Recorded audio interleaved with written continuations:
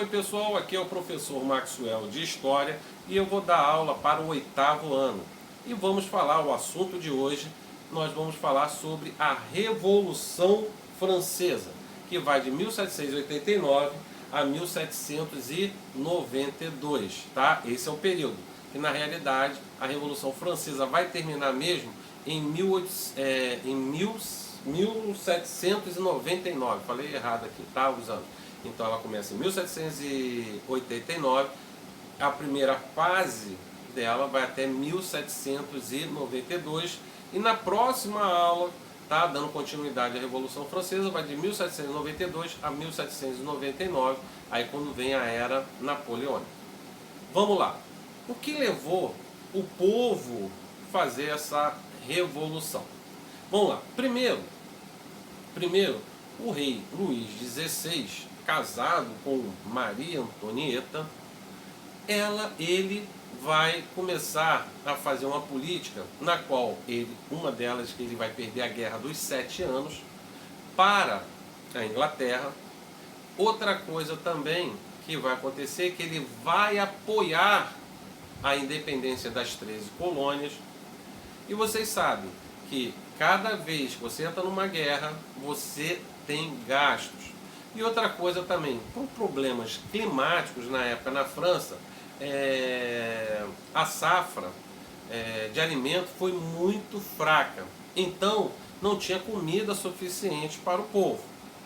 Então, Luís XVI, vendo os cofres do reino vazio, aí ele vai apelar para onde nós vamos arrumar esse dinheiro e aonde a gente vai cobrar esses impostos de quem? Naquela época, a sociedade francesa era dividida em 3 estados, tá?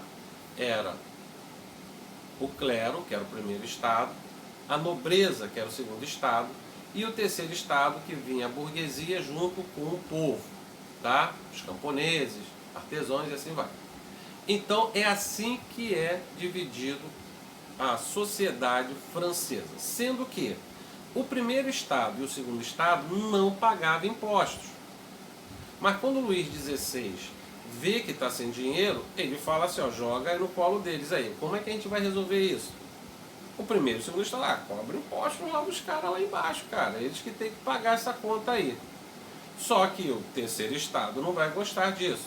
Então o rei resolve reabrir a Assembleia dos Estados Gerais, que já há muitos anos não era feito.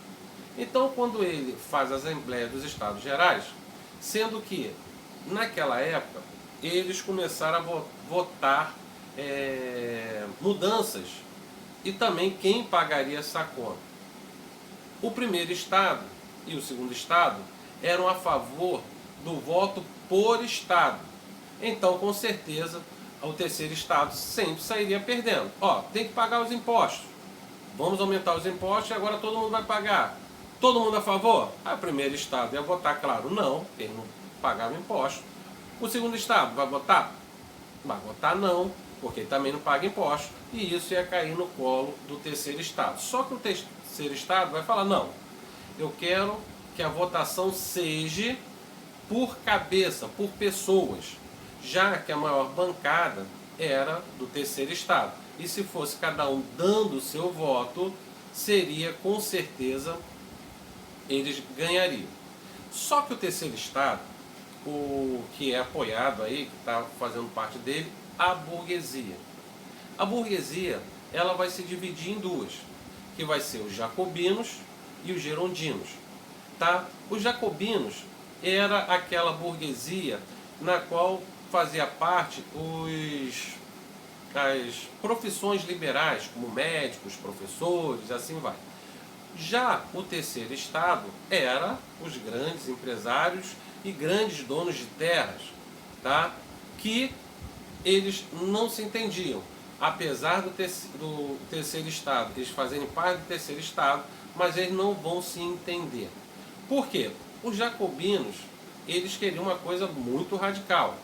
Já os girondinos, não. Ó, podemos manter como está, sendo que nós não vamos pagar essa conta sozinho. Aí, a Assembleia dos Estados Gerais começou a decair para um lado, na qual estava indo contra o rei. O rei, não gostando disso, falou: poxa, eu falei para resolver um problema de impostos. De repente o pessoal começou a querer limitar os meus poderes. Então Luís XVI resolve fechar a Assembleia dos Estados Gerais. Só que o terceiro estado não obedece ao rei e faz uma pressão sobre ele, para ele manter, e aí já vai começar a ideia de fazer uma nova constituição que ia limitar o poder real. Aí o rei, vendo que estava andando para um lado que não era interessante para ele, ele chega até a tentar fugir na primeira vez, mas não consegue. E o que acontece? Ele vai renunciar a favor do seu irmão. E ele vai ser preso, tá? Porque ele tenta fugir a primeira vez, ele é preso.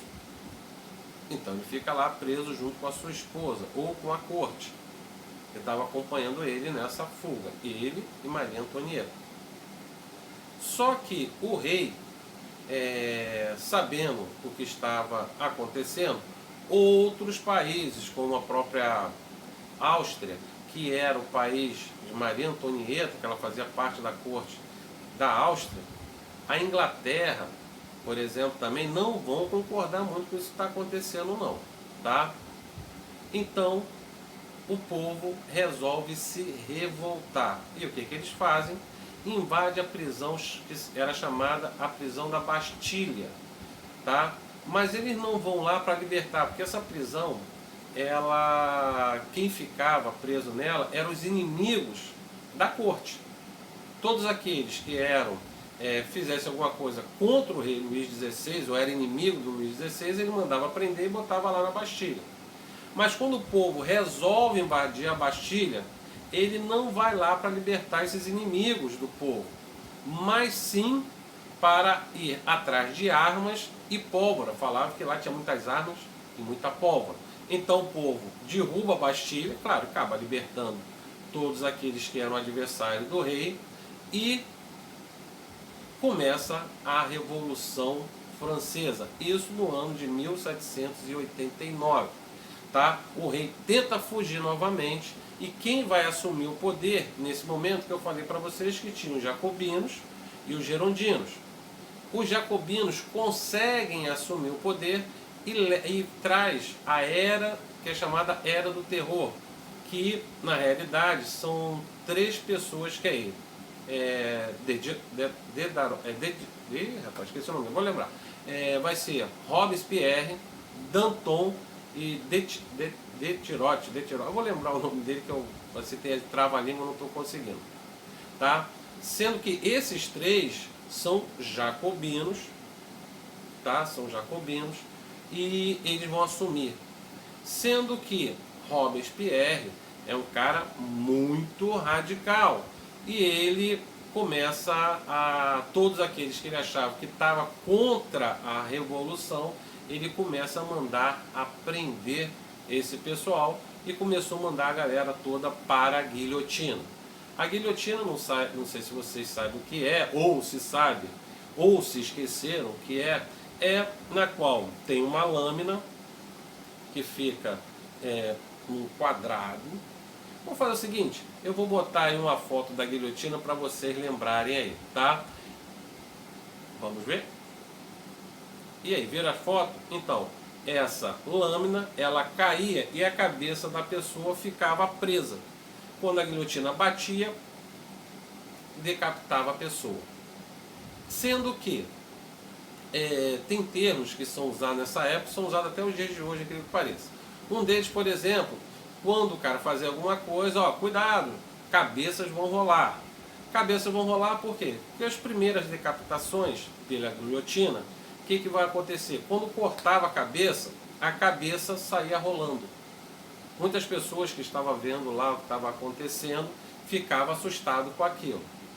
Outra coisa que vai acontecer, eles vão botar agora um cesto. E quando a cabeça desse camarada era decapitado, caía dentro da cesta. Aí mudaram o termo, de cabeças vão rolar, começaram a falar, agora cuidado, tem cabeças que vão para o cesto. tá?